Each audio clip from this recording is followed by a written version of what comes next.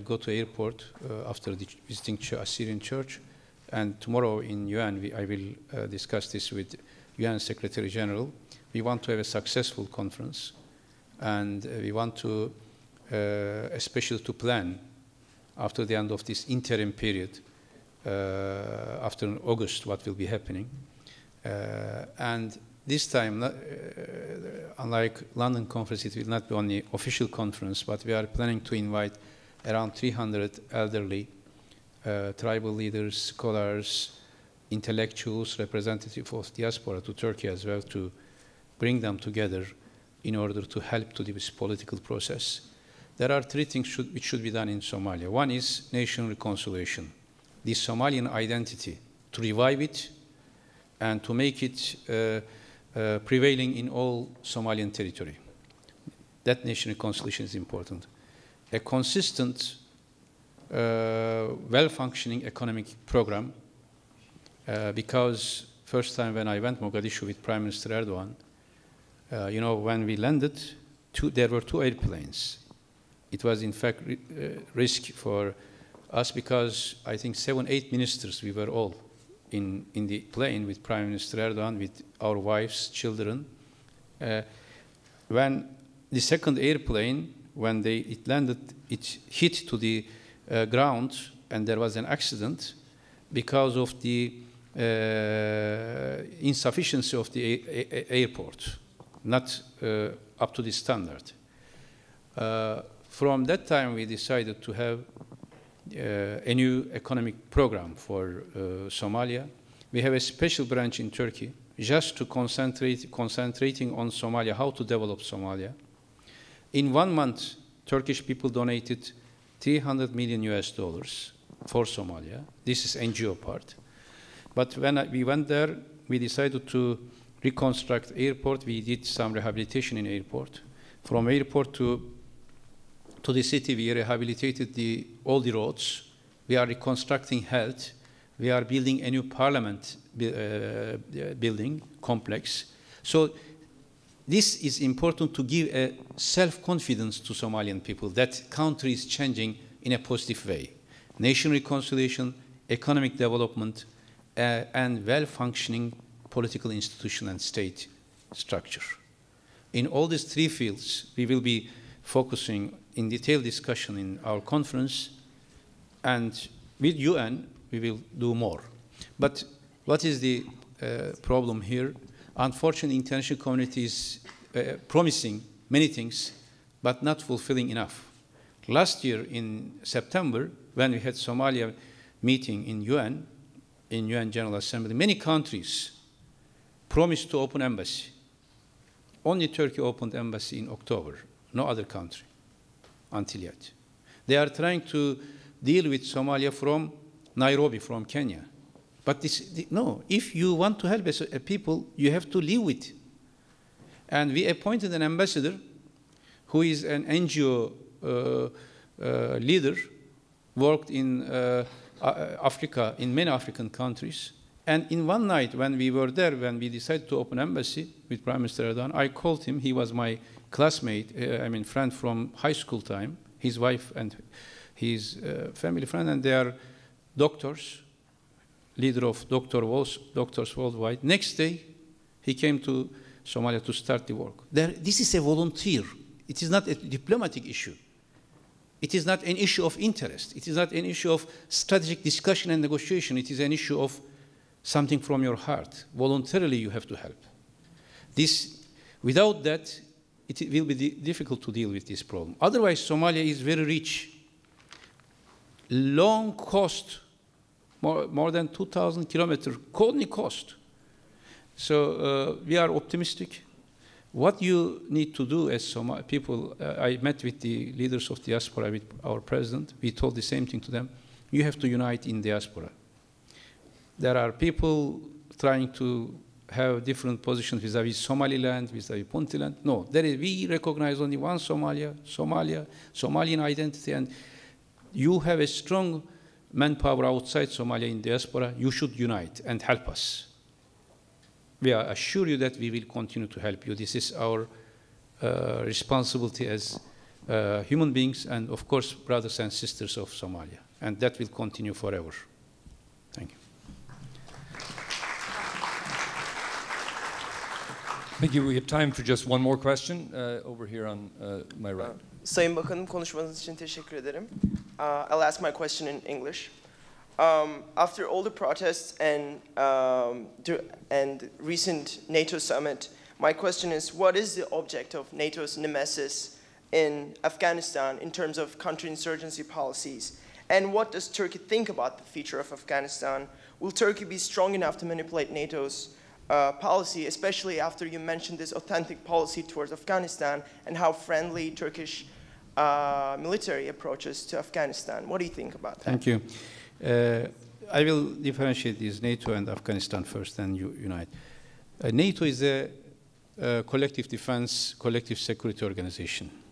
The allies of NATO, they are committed for their own, security.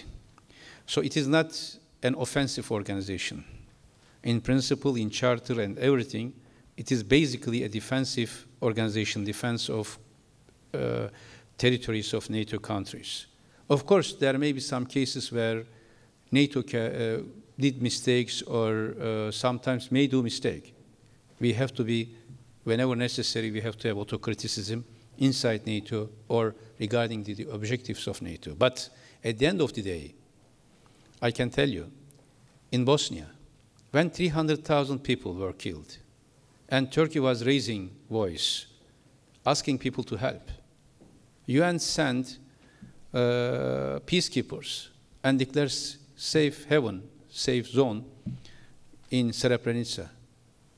One day, some UN soldiers withdrew from Srebrenica. Despite of that declaration, in 2 nights, 8,700 people were killed, massacred. Who had to come there? A NATO operation requested by Turkey, led by United States, was the only instrument to help. Otherwise, that massacre would have continued. Of course, sometimes I am also, when I was in university, I was more revolutionary than many of those who are protesting today. We were very critical against the culture of violence. Still, we don't want to have culture of violence. But if there is a threat to human beings, there should be an organization which can respond. Strong army is not the only objective. Strong army or strong defense structures is an instrument. It depends who is using this instrument for what. That instrument is not itself is not good or bad. Today, if NATO, with these objectives, trying to defend the values and the territories of NATO allies, is an asset for global security. You may criticize Libya operation, but at the end of the day, of course, when Gaddafi massacred his own people, there was a need of hard power to be used, which we didn't want. As Turkey, we were not in favor of these at the beginning, hoping that we could convince, we could stop. But when diplomacy ends and doesn't create a result, there should be something, power to stop these massacres. In this Arab Spring, we specified 2 principles as Turkey. One, we will support the rightful demands of people. Second, we will use diplomacy till the end to resolve the issue. But when diplomacy doesn't do anything, there should be a coercive power to stop these massacres. Today in Syria, how can we stop these massacres still every day continuing? In that sense, NATO, as I said, is a mechanism, is an asset. It depends how to use it, when to use it. In Bosnia, in Kosovo, in the case of Libya. In Afghanistan, there was a civil war and there was a situation of insecurity. And of course, after 9/11, there was an intervention. Again, it depends how you act there. Turkey participated in this, not as a combat force, but we are now in Afghanistan sharing the command of Kabul, and God forsake, except 2 accidents, one helicopter, one car accident, there was no attack to Turkish soldiers. Because we gave them an instruction. We said, whenever you see the people, you will not turn your weapon to the people. Your weapons should be down. Afghan people is our nation.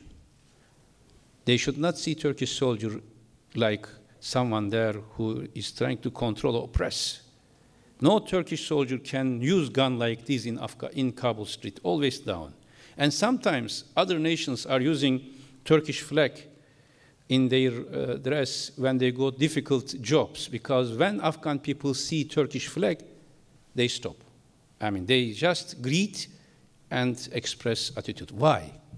Because in 1921, when Turkey was doing, now I am coming to Afghan issue, when Turkish army, Turkish nation was fighting for independence before Sakarya War, there was a few Turkish soldiers who, after almost 15 years of war, Mustafa Kemal Atatürk wrote a letter to Fevzi Çakmak, the commander-in-chief of Turkish army. He said, Marshal, you will choose the best officers of our army, and you will send to Afghanistan to train Afghan army to defend their lands.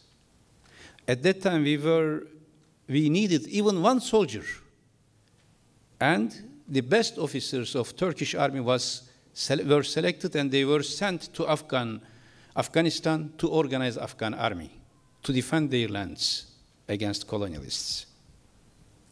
And the first Afghan national army was established by Turkish officers.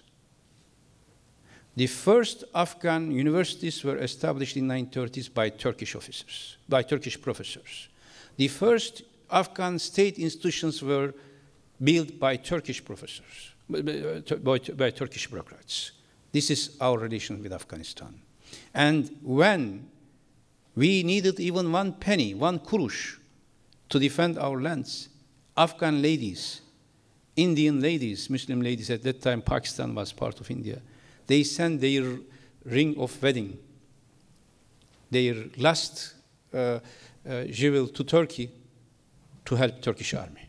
We will never forget their assistance, and they never forget our brotherhood and how we help them.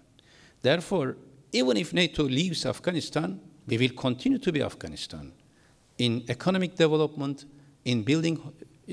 When we went to Afghanistan with Prime Minister Erdogan in 2005, when we said at that time our economy was not so strong, he ordered in next year, in next 3 years, $250 million will be used for Afghan schools, Afghan hospitals, Afghan PRTs. And this was the biggest donation, donor activity of Turkey in Republican era. So this is a special relation with Afghanistan. Of course, inside NATO we will help, we will participate, we will do everything for establish it to strengthen Afghan national security forces. But even after 2014, Afghanistan will be always in our agenda. Together with Pakistan, as two brotherly nations, we are organizing trilateral conference and several other activities in order to bring peace, prosperity, and stability to Afghanistan. Afghanistan is the heart of Asia, and it is in our heart forever. Thank you.